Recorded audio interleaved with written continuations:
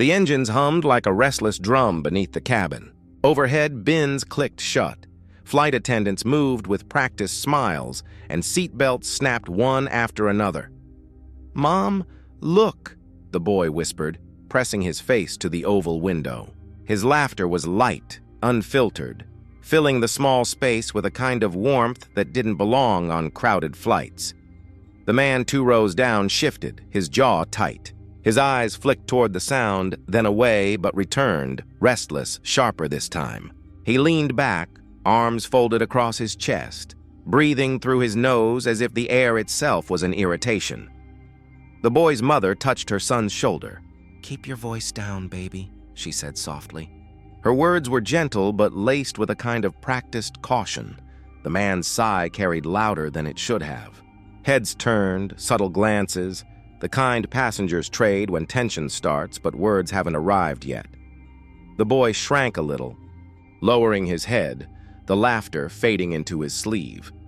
The mother's eyes found the man briefly. She didn't speak. Neither did he. But silence had weight here, thick, anticipatory. As if the air itself braced for a shift no one wanted to name. A flight attendant paused, sensing it, her smile thinning before she moved on. The engines roared louder as the plane pushed down the runway. The boy's small hand clutched his mother's fingers. "Is it gonna be loud?" he asked. "Yes," she whispered, though her voice carried more than comfort. It carried warning and fear and memory. The man's eyes narrowed once more, and though no word passed his lips, the cabin itself seemed to hold its breath, waiting for something to break. The boy's laughter had barely faded when it happened. A sudden movement, quick, sharp, unprovoked. The man's hand cut through the air and struck the boy's cheek. The sound cracked louder than the engines, sharper than any announcement could have been. The cabin froze. Gasps spilled from lips, muffled but heavy, filling the silence that followed. Every eye turned, every breath seemed to hang mid-air. The boy didn't cry right away. His small hand went to his cheek, wide eyes staring at nothing, as though the world itself had betrayed him. "Did you just—" His mother's voice broke, disbelief trembling in her throat. She reached for her son, pulling him close, her palm cupping his face where the red mark already bloomed. The man's chest heaved, nostrils flaring. "He needs to learn respect," he muttered, voice low but jagged, words cutting the air as harshly as the strike had. The woman's lips parted, but nothing came. Her silence wasn't weakness. It was shock, rage, grief, all crushed into one breath she couldn't release. Rows of passengers stared but stayed rooted, caught between instinct and fear. A man near the aisle whispered, "My God," but no one moved. The boy's eyes finally filled, tears rolling soundless. He pressed closer into his mother's arms, trying to disappear inside her heartbeat. The engines hummed on, oblivious. The man leaned back as if satisfied, as if nothing had shifted. But everything had. The cabin wasn't just silent, it was heavy, suffocating, judgment thickening the very air. A flight attendant froze mid-step, her tray trembling, eyes darting between the child's face and the man's clenched jaw. No one spoke louder than a whisper, but the echo of that strike was deafening. The sting of the strike still hung in the air when the man leaned forward. His voice cut through the cabin, quiet but sharp enough to pierce every ear. "Control your kid," he said, his lip curling. Then came the words that dropped heavier than his hand ever could. "People like you don't belong here." The mother froze. Her breath caught, but she refused to bow her head. She clutched her son tighter, her thumb rubbing the back of his small hand as if to shield him from words that no seatbelt could restrain. The boy didn't understand every syllable, but he understood enough. His shoulders trembled, his eyes pressed shut, hoping the world would close with them.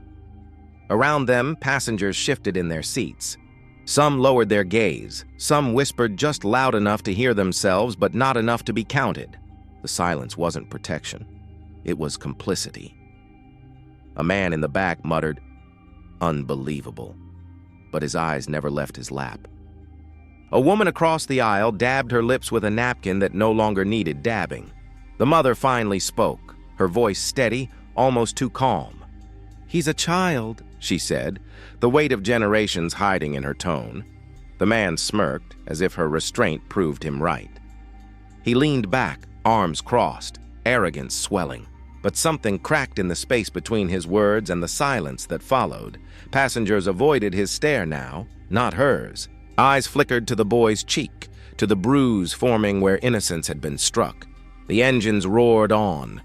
But inside the cabin, the true noise was unspoken, the cruelty echoing, the shame that did not belong to the boy or his mother. And still, no one dared to rise. For a moment, it seemed the silence would swallow everything. Then from across the aisle, a man slowly stood. No raised voice, no anger in his movements, just presence, his eyes fixed on the one who struck the child. "You crossed a line," he said. His tone was steady, measured, almost too calm. The racist man scoffed, leaning back. "Mind your own seat. Doesn't concern you." The stranger didn't flinch. He folded his hands in front of him, voice low but unshakable. "It concerns everyone when a child is hurt. Especially like this." The mother's hand tightened around her son's. She looked up, her eyes wide, as if someone had finally broken through the walls pressing in. The man in question shifted, his smirk thinner now. "You don't get it." "Kids like that," the stranger cut in, quiet but sharp. "Stop." Just one word, but it landed heavier than the slap had. Passengers stirred. Eyes that had been downcast began to lift. A woman whispered, "Finally." A young man near the window pressed record on his phone. The oppressor's shoulders sank slightly, though his mouth kept moving. "You think you're some kind of hero?" The stranger leaned closer, his voice almost a whisper but clear enough for all to hear. "No, I just know silence makes us guilty, and I won't be guilty today." The engines hummed, but the cabin had shifted. Power, once clenched in arrogance, now trembled in uncertainty. The mother exhaled, her voice barely audible. "Thank you." The stranger nodded once. Nothing more. For the first time since the strike, the cabin felt alive, not with noise, but with the weight of dignity reclaiming its space. The stranger rose fully now. No rush, no anger in his movements, only the kind of stillness that made others sit straighter. Every eye in the cabin followed him, though no one dared speak.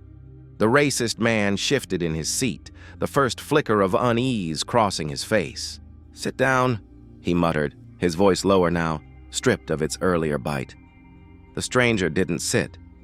He stepped closer, hands loose at his sides. "No." Just one word, steady and final. The boy's small eyes lifted toward him, searching for safety.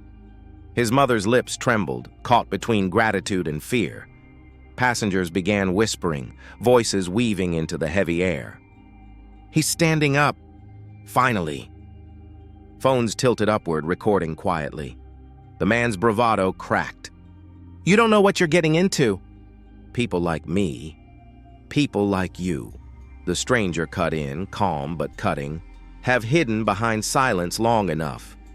The engines hummed, but the space between the two men felt louder than any machine. The boy pressed closer to his mother, her arm wrapping him like armor she hadn't been able to provide until now. The man tried to smirk, but it faltered, his hand twitching as if reaching for a shield that wasn't there. "This isn't your fight." The stranger's gaze never left him. "It became mine the moment you laid a hand on a child." The cabin held its breath. Power had shifted, subtle but undeniable. The oppressor shrank into his seat, while dignity, quiet, steady, stood tall in the aisle. For the first time, the boy's shoulders eased. For the first time, silence didn't feel like defeat. It felt like justice preparing to land.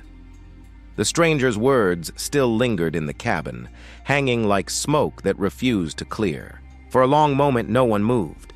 Then, almost as if drawn by memory, an older woman in the back whispered, "This isn't the first time." The racist man flinched, eyes darting. "Don't start digging up lies." But her voice cracked with something older than the flight itself. "I wrote letters once, after my nephew was shoved off a school bus and nobody listened. They said it was just boys fighting, but I know the pattern. It's always the same. The stranger's gaze hardened, silent, letting the words do what his fists never needed to. Another passenger spoke, hesitant. "I complained too last year. Same face, same anger, but they said there wasn't enough proof." The man shook his head, but the rhythm of his defense broke. His hand gripped the armrest too tight, his breathing uneven. "None of that has anything to do with—" "It has everything to do with it," the mother of the boy said softly. Her voice was quiet, but the strength in it landed harder than any shout. "You've been hurting people like us, and they covered it. Pretended it wasn't there, but it's here, right here." Silence again, but this time heavy with recognition. Passengers exchanged looks, piecing together a history no one wanted to name but all could feel.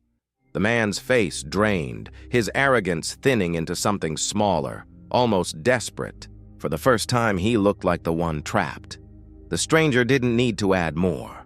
The echoes of old complaints had already spoken louder than he ever could, and in that silence, the boy saw truth. Injustice doesn't begin in the moment. The man slumped back, his defenses thinning, but the cabin didn't erupt. No applause, no cheering, only silence. Thick, suffocating silence. The boy looked around, searching faces for comfort, but saw only eyes quickly turning away. A woman adjusted her scarf, staring into her lap. A businessman fixed his glasses, pretending to read a page he hadn't turned in minutes. The mother's voice cut the air, quiet but piercing. "Why is it always us alone?" No answer. Just the hum of the engines. The stranger scanned the rows, his voice low, almost tired. "You saw what he did. You heard the words, and still, his sentence trailed, unfinished. But the weight of it pressed harder than anything complete." A man near the window finally whispered, "We just don't want trouble." The boy's small voice trembled. "But isn't this trouble already?" No one replied. A cough broke the air, then more stillness. The racist man tried to smirk again, though weaker now. "See, they won't do a thing." They never do. But his words didn't sound victorious anymore. They sounded desperate, like someone clinging to the last stone before drowning. The mother turned, her eyes burning not with tears, but with clarity. "You're wrong. Their silence doesn't save you. It damns you." Her words left a scar in the quiet. The passengers shifted, some unable to meet her gaze. The truth had been named aloud, and silence no longer felt safe. It felt guilty. The stranger leaned closer to the boy, voice steady. "Remember this, son. Sometimes the loudest cowards are the quiet ones." And for the first time, the silence cracked, not with noise, but with the shame of being seen. At first, it was just one phone, lifted carefully, almost in secret. Then another. And another. Soon, small glowing rectangles dotted the aisle, their lenses fixed on him, on the boy, on the mother's trembling hand. The man noticed. His voice cracked louder than before. "Put those down." "You can't record me!" No one lowered their phones. Their silence had turned into something sharper now, evidence. The stranger spoke, his tone steady. "You don't get to bury this. Not this time." The racist man laughed nervously, though his face flushed. "People will believe me. They always do. You'll see." The mother, her voice thin but unshaken, answered, "Not when they can see for themselves." A boy 2 rows back whispered, "It's already out there, live stream." His words were almost swallowed by the hum of the plane. But they reached him. The man's shoulders stiffened. His smirk faltered. For the first time, his arrogance bent beneath the quiet glow of cameras. The boy at the center of it all clutched his seatbelt tighter, whispering, "Does this mean they'll know what he did?" The stranger crouched slightly, meeting the boy's eyes. "Yes, the world won't be able to look away." The engines roared as the plane began its descent. But inside the cabin, no sound felt louder than the quiet taps of fingers sending videos, messages, proof. The man slumped, eyes darting toward every screen, every witness who was no longer silent. He muttered, almost to himself, "This isn't fair." The mother's gaze held him unblinking. Fair is finally coming. By the time wheels touched the ground, his fear wasn't of her voice, but of the truth already flying faster than the plane itself. The phones stayed up, steady as witnesses. The man's eyes flicked from one glowing screen to another, searching for authority that no longer bent toward him. A flight attendant approached, clipboard pressed against her chest. Her voice was careful. "Sir, I'll need you to remain seated. For everyone's safety." His laugh was brittle. "Safety? I'm the one being harassed here. You should be telling them to stop filming."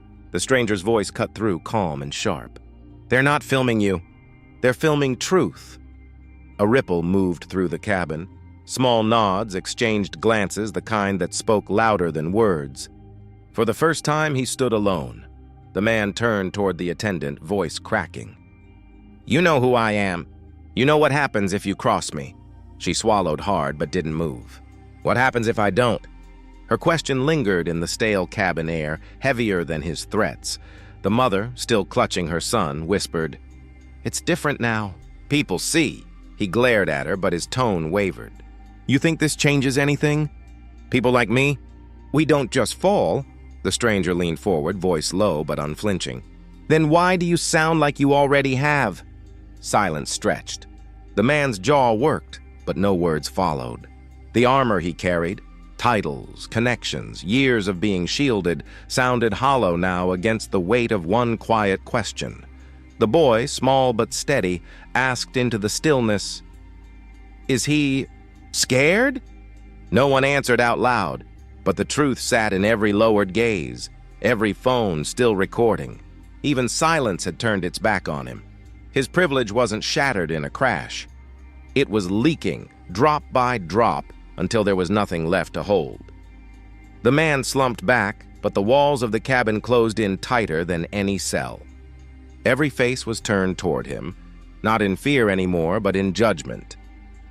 The weight of silence pressed harder than any sentence could. He barked, desperate. "You can't do this. None of you can decide what I meant, what I said. You don't know me." The stranger's calm never broke. "We know what we saw, and that's enough." A woman 2 rows back spoke softly, almost to herself. "Enough to know what's been allowed for too long." Her words carried. Fragile but firm, and a dozen phones caught them. The man shifted, tugging at his collar. "I'll sue. I'll have every one of you." A passenger near the window cut him short. "Go ahead. The world's already watching." Narration slipped into the stillness. Justice doesn't always need gavels or robes. Sometimes it sits in ordinary people, holding up their phones, refusing to look away. The mother, her voice trembling but steady, looked straight at him. "My son will remember this flight. Not because of your hand, but because someone finally stood." Her words landed heavier than his slap. Even he felt it. His mouth opened, but nothing followed. The plane had transformed, rows of seats into a gallery, passengers into jurors, silence into the final verdict. He was already sentenced, not by law, not yet, but by truth too visible to bury. The boy whispered, clutching his mother's arm. "Did we win?" The stranger bent slightly, his answer quiet enough for only them but loud enough to echo in the moment. "No, we stood." That's what changes everything, and in that silence the jury agreed. The air shifted the moment the plane doors opened. He blinked against the sudden light. Bright, merciless, filled with cameras held high. A murmur rippled through the crowd outside, the kind of murmur that swells into judgment before a word is spoken. "Keep walking," the officer muttered, but his voice carried no authority here. The real weight hung in the eyes staring at him. Passengers, crew, strangers behind lenses. Someone in the crowd whispered, just loud enough, "That's him." The boy, clutching his mother's hand, stepped out a few paces behind. No tears now, only a silence so firm it cut through the noise. The man flinched when he heard another voice. "I saw the video. Everyone saw it." He tried to answer, but words stuck. His mouth opened, then closed again. The mother spoke, soft but steady. "You thought no one would notice. You thought no one would care." Her words weren't aimed at him alone. They seemed to rise into the cameras, into the phones, into the thousands already watching, he whispered, desperate. It wasn't like that, but every lens tilted closer. Every silence pressed harder. Narration drifted over the scene like a slow tide. A courtroom without walls. A trial without end. His excuses scattered before they could even leave his tongue, drowned out by the weight of evidence already sealed in 1,000 pockets, replayed in 1,000 feeds. The boy squeezed his mother's hand and whispered, "Can we go home?" She nodded. "We already are." The man stood frozen, not by handcuffs, not by guards, but by something heavier, the verdict of a world that had already decided, and the crowd did not need to speak to make it final. He steps into the lobby, suit wrinkled, tie crooked. The receptionist looks up, blinks, then looks away. "Mr. Reynolds? I know," he interrupts, voice tight, almost pleading. A pause stretches. The phone rings on her desk unanswered. He clears his throat. Outside, a neighbor passes, eyes fixed ahead, footsteps deliberate. He opens his mouth, but nothing comes. A colleague approaches hesitantly. We need to talk. About what?" He snaps, trying to mask panic with bravado. The board reviewed everything. We can't support you." He laughs, but it's hollow.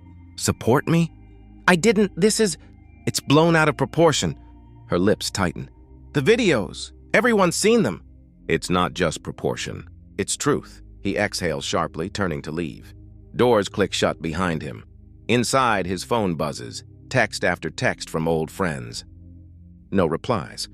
He scrolls, one word repeated in all messages: silence. A neighbor's dog barks, the sound sharp. He flinches. Windows reflect his own face, pale, eyes darting. Narration cuts in.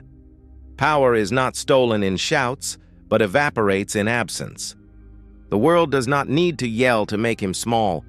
It simply stops listening, stops answering, stops standing. He sinks onto a bench, hands trembling. A stranger walks by, looks briefly, then keeps moving. Even strangers can see the shift. He whispers, more to himself than anyone else. Where? Where did it all go? No answer comes, just the quiet hum of the city. One more buzz, another. He sits stiffly, hands gripping the armrests, the weight of absence pressing down. Phones lie on tables, forgotten. The stranger's gaze meets his, steady, unyielding. "Children don't provoke hate," the stranger says, voice calm but precise. A low murmur runs through the room. He blinks, as if hearing something he never expected. "What did you just say?" His voice wavers, more fragile than he knows. The stranger doesn't flinch. "Hate provokes itself, not them. Not the innocent." He laughs, but it's bitter, hollow. "You think words change anything?" "They do," the stranger replies softly. "They mark truth. And truth lingers longer than fear." A mother nearby tightens her hold on her child. The boy looks up, eyes wide, tracing the stranger's calm stance. Something shifts in his chest, a spark of safety. I didn't," he stammers, voice cracking. You hurt someone who did nothing. That alone shapes history," the stranger continues. "And everyone watching knows it." He swallows, shoulders trembling under invisible weight. No one steps in for him, no hand reaches out, no ally speaks. Just eyes, full of judgment, full of witness. Narration slips in. Silence can be louder than rage.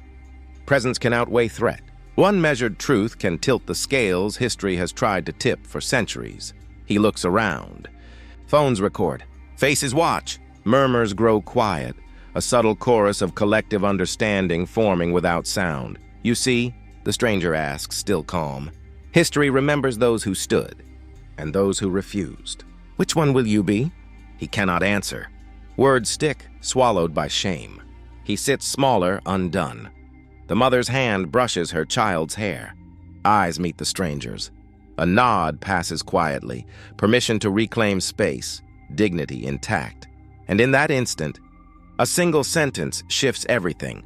The boy scribbles quietly, eyes focused, tongue pressed against his lip. "Careful with the red," his mother murmurs. He looks up, puzzled. "Why? It's strong." "Makes it serious," she says softly, almost to herself. He nods and presses the crayon harder, filling the page with jagged lines. A plane in the corner, a small figure beside him, and one taller figure shielding him. "That's him?" she asks, voice gentle. He nods again. "The man. The nice man? He said hate starts with hate." "Not me." Her eyes glisten. "Yes, that's right. He reminded us, didn't he?" Silence fills the room. "The only sound is the crayon scratching paper, slow and deliberate. You remember?" she whispers, leaning closer. "Everything that happened?" He pauses, looking at the drawing. "A little, but I feel safe now." Her hand hovers over the paper, brushing it gently. "That's what matters. Safe, protected. Even when the world is unfair." Narration slips in. Memory can be quiet, yet powerful. The smallest acts of courage leave marks stronger than any shout, shaping how pain is carried forward. "Mom?" he asks, eyes wide. "Will people see this?" She smiles faintly. "One day, they'll understand what it means to stand, even quietly, to protect, to refuse to let hate win." He looks down, pressing a final stroke onto the page. "You know," she says, voice low, "this isn't just a drawing, it's proof.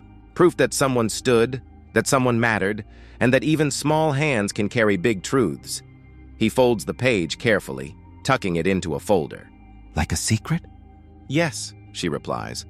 "A secret that can teach the world someday." They sit together, quiet, letting the weight of what was and what might be settle around them. The crayons lie still. The paper holds memory, courage, and a promise. He steps onto the street, coat pulled tight, eyes scanning familiar faces. None meet his gaze. "Hey, morning." He calls softly to a neighbor, an old acquaintance. No response. Just the faint shuffle of a curtain. A shopkeeper peers over the counter. "We're closed," she says, tone clipped. He nods, swallowing a lump. "Right, of course." A phone vibrates in his pocket. He pulls it out. 3 missed calls, 5 messages. "None from friends. None from colleagues," he mutters, more to himself than anyone else. "They're all gone." Footsteps behind him. He turns. Another neighbor, younger, cautious. "You okay?" "I'm fine," he says, voice brittle. "Just walking." The young man hesitates. "People, they're upset, angry, I think." "You know, maybe give it time." "I have time," he whispers. "But it's not the clock that matters. It's the absence. You all act like I never existed." A breeze ruffles the leaves. Silence presses. Narration slips in. Power doesn't vanish in noise. It dies quietly, in empty calls, unopened doors, in the invisible walls others build around those who abused their place. A passerby drops groceries and doesn't ask if he needs help. A bus passes without slowing. He feels the weight of every turned head.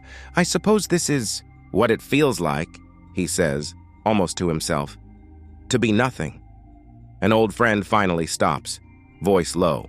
"You changed things, didn't you? You made people see." "I don't know if it's change or punishment," he says, shoulders sagging. "Maybe both." The friend nods, offering no words, just a glance heavy with meaning. He walks on, the city humming around him, each step echoing absence, judgment, and the quiet, unbearable weight of isolation. The studio lights hum softly. Cameras are rolling. The interviewer leans in, voice careful but probing. "So, what happened on that flight?" He pauses, hands folded, gaze steady. "It's simple," he says quietly. "Children don't provoke hate. Hate provokes itself." A murmured acknowledgement comes from the crew. The interviewer shifts. "And the man?" "The one who... He crossed a line," he interrupts, calm but firm. "I didn't raise my voice. I didn't retaliate. I stood. That was enough." A flash from a camera goes off, momentarily catching the quiet in his eyes. The interviewer frowns. "People are calling it heroic." "Do you see it that way?" He leans back slightly, voice even, deliberate. "I don't see it as heroism.